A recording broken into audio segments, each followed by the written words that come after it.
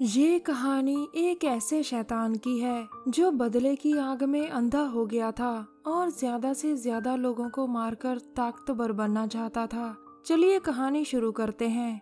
आज शहर में 2 कत्ल हुए थे। अगले हफ्ते न्यूज में बताया जाता है पिछले हफ्ते 25 साल के स्टीव और 30 साल की सैम की लाशें पुलिस को मिली थी।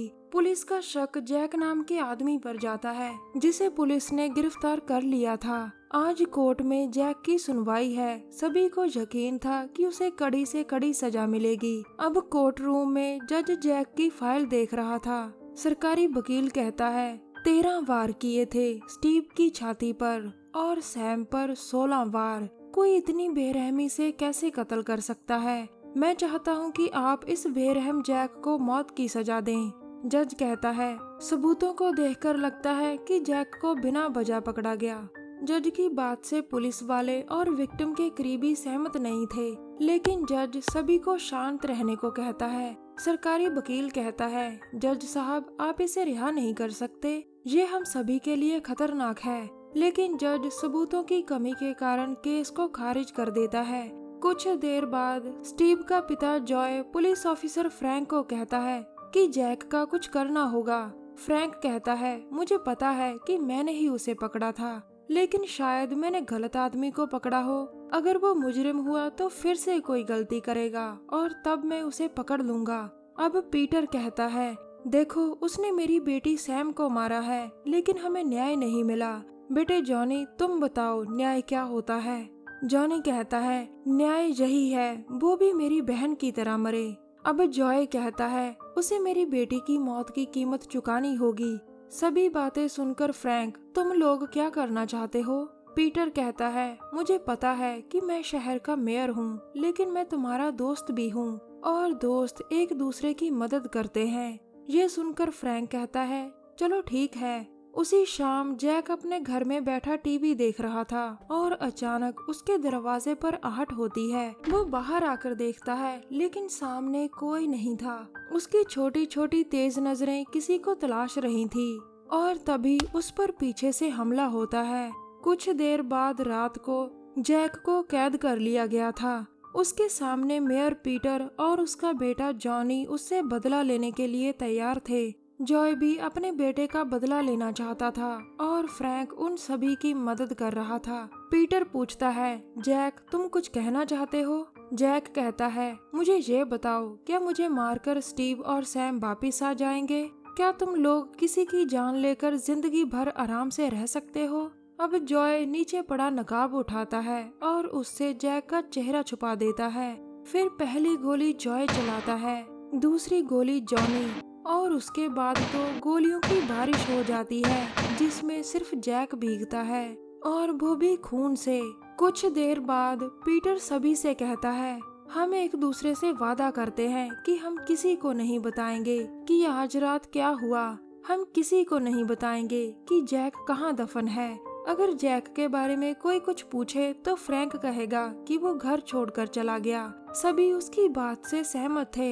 1 साल बाद जैक को मारने के बाद जॉनी काफी परेशान रहने लगा था। आज वो फिर से उसी जगह आया था जहां जैक दफन था। जॉनी कहता है तुम बिल्कुल सही थे, किसी की जान लेकर जीना बहुत मुश्किल होता है। ये कहकर वो खुद को गोली मार लेता है। कुछ देर बाद जॉनी का खून जैक की कब्र की तरफ बढ़ रहा था। फिर एक हाथ जॉनी को पकड़ लेता है और उसके बाद एक शैतान जागता है जिसकी आंखों में चिंगारियां और होंठों पर खून था। अगले दिन सुबह जॉय अपने गैराज के बाहर अपने सहायक माइक के साथ बैठा था। दोनों हंसी मजाक करने के बाद माइक काम पर लग जाता है और जॉय वॉशरूम जाता है। कुछ देर बाद जॉय वापस आता है और अपने काम पर लग जाता है, लेकिन इस बार कोई तीसरा भी वहाँ था जिसके इरादे ठीक नहीं लग रहे थे। जॉय माइक को आवाज देता है, लेकिन उसकी तरफ से कोई जवाब नहीं आता। अब जॉय माइक के पास आता है, लेकिन माइक की तो सांसें बंद थी। ये देखकर जॉय पूरा डर जाता है और तभी उसके सामने शैतान आता है, जो बिना मौका दिए जॉय पर कई वार करता है। वो जॉय को मारता ही नहीं, बल्कि बुरी तरह से काट देता है। कुछ देर बाद फ्रैंक और उसका सहायक ऑफिसर जॉन गैराज की छानबीन कर रहे थे। जॉन पूछता है कि ये किसका काम हो सकता है, लेकिन फ्रैंक के पास कोई जवाब नहीं था। अगले दिन यानी हैलोवीन डे को, जिसे यहाँ के लोग पूरे चाव से मनाते हैं, रात को मेयर पीटर की बीवी निक्की घर सजा रही थी। पीटर अपने कमरे में बैठा टीवी देख रहा था, जिसके पीछे धीरे धीरे कोई आकर छुप जाता है। पीटर अपनी तरफ बढ़ती मौत से बेखबर था और तभी मौत अपनी हाजिरी लगवाती है। फिर मौत निक्की के पीछे जाती है, जो बिल्कुल बेखबर थी कि जल्द ही एक शैतान उसे दर्दनाक मौत देगा। एक ही झटके में निक्की खत्म। कुछ देर बाद पुलिस मेयर के घर आती है, जिन्हें एक पड़ोसी ने फोन किया था, क्योंकि उसने निक्की की चीख सुनी थी। दोनों लाशों को ध्यान से देखकर जॉन कहता है, लगता है शहर में कोई सिरफिरा घूम रहा है। लेकिन फ्रैंक कहता है, मैं तुम्हें कुछ बताना चाहता हूँ, जिसे मैंने आज तक किसी को नहीं बताया। इसके बाद वो जॉन को बताता है कि उसने और उसके साथियों ने मिलकर जैक को मारा था।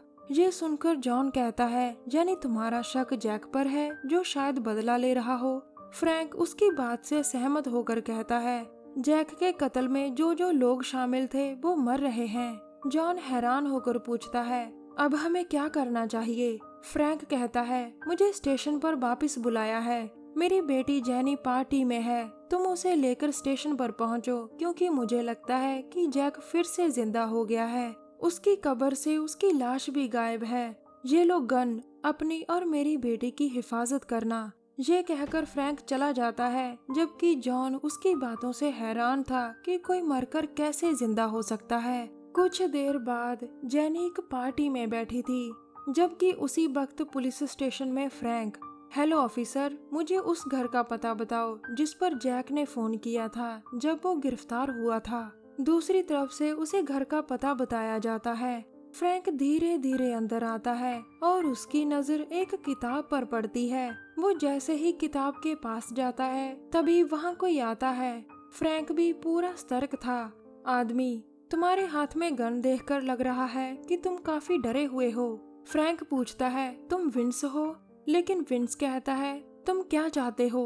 अब फ्रैंक कहता है कि मैं ऑफिसर हूँ और मुझे पता है कि तुम जैक के दोस्त हो। मुझे जैक के बारे में जानना है। विंस, जब स्टीव और सैम का कत्ल हुआ था तब जैक मेरे साथ था। वो निर्दोष था। जज ने भी उसकी बात मानी, लेकिन तुम लोगों ने अपने दिमाग में एक ही बात बिठा ली कि जैक ही कातिल है। सच सुनकर फ्रैंक उसे गन दिखाकर डराता है, लेकिन विंस उसे शांति से बैठने को कहता है। विंस कहता है, मैंने एक पुरानी कहानी सुनी है कि जब किसी निर्दोष को कोई बिना वजह मारता है तो उसकी आत्मा को शांति नहीं मिलती। जैक के साथ भी यही हुआ था। वो अब धीरे धीरे शैतान बनता जाएगा और ज्यादा से ज्यादा लोगों को मारकर और ताकतवर बनना चाहेगा। ये सुनकर फ्रैंक उस पर फिर गुस्सा करता है, जबकि विंस कहता है, तुम लोगों की यही समस्या है कि तुम हम पर यकीन नहीं करते। अगर शहर को बचाना चाहते हो तो तुम्हें खुद को बलिदान करना होगा। तुम्हें अपनी गलती मानकर इस शरीर को छोड़ना होगा। उसकी बातों से घबराकर फ्रैंक उसे गोली मार देता है। शहर के दूसरी तरफ पार्टी में जॉन अभी अभी दरवाजा खोलकर अंदर आता है। वो सीधा आकर जेनी से कहता है कि मैं तुम्हें एक जरूरी बात बताना चाहता हूँ। फिर वो उसे ड्रेसिंग रूम में लाकर बताता है कि कोई सिरफिरा तुम्हें और तुम्हारे पिता को मारना चाहता है। हमें जल्दी जल्दी यहाँ से जाना होगा। उसी वक्त पार्टी में जैक आ जाता है। वो ज्यादा से ज्यादा लोगों को मारने लग जाता है ताकि वो ज्यादा ताकतवर बन सके। फिर वो ड्रेसिंग रूम में आता है जहाँ जॉन और जेनी थे। जॉन उसे देख उस पर कई गोलियां चलाता है, जिसके बाद जैक नीचे गिर जाता है। जॉन नीचे बैठकर जैक को चेक करता है, लेकिन तभी जैक उठकर उसे पकड़ लेता है और उस पर वार करता है। फिर वो जेनी की तरफ बढ़ता है और तभी फ्रैंक आकर उस पर कई गोलियां चलाता है। जैक फिर नीचे गिर जाता है और फ्रैंक जेनी को संभालता है। अब जॉन भी खड़ा हो जाता है और फ्रैंक दोनों को जहाँ से बाहर जाने को कहता है। दोनों के जाने के बाद फ्रैंक दरवाजे को अंदर से बंद कर देता है। फिर वो सीधा वहीं आता है जहाँ जैक था और जो अब फिर से खड़ा हो चुका था। फ्रैंक वहाँ पड़े गैस को ऑन करता है, जिसके बाद वो जानबूझकर खुद का बलिदान दे देता है और इस तरह जॉन के साथ साथ जैक का भी अंत हो जाता है। आखिर में दोस्तों, हमारी दुनिया में पीटर, फ्रैंक और जॉय जैसे बहुत सारे शक्की लोग हैं, जिनके शक के कारण कई निर्दोषों की जिंदगी बर्बाद हो जाती है। किसी ने सच कहा है, शक एक ऐसा दानव है जो निर्दोषों को जिंदा निगल जाता है। अंत में दोस्तों, अगर आप उन मूवीज की एक्सप्लेनेशन देखना चाहते हैं जो किसी और जगह नहीं, तो हमारे चैनल को जरूर सब्सक्राइब करें। मिलते हैं अगली वीडियो में, तब तक के लिए नमस्कार, जय हिंद। हमारी वीडियो देखने के लिए धन्यवाद।